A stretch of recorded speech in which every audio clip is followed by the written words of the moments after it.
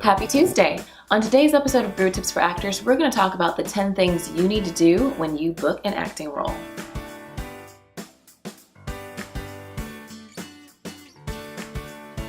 Hey there, it's a new year, it's 2019, and that means lots of new opportunities to book lots of roles. And so, on today's episode, I just wanted to share 10 things that you need to do as an actor that I feel like a lot of actors neglect when they finally book a role.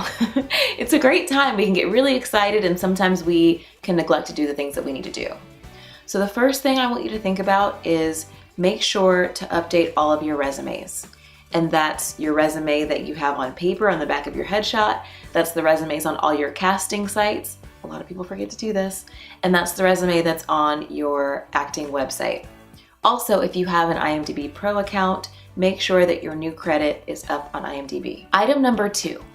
If your role is a television role, you're going to want to make a plan to get your footage for your reel.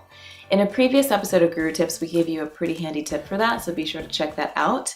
But you want to make sure that whether it's a film or you're going to be on stage or you're on TV, you have a way to document what you're going to do. Tip number 3 is super important.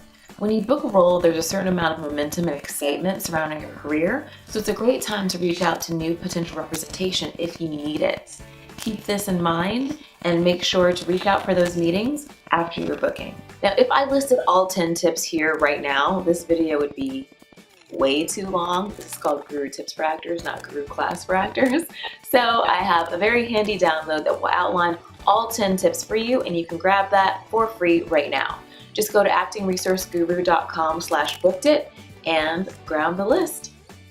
I hope you enjoyed, and I hope that helped, and I will see you next week.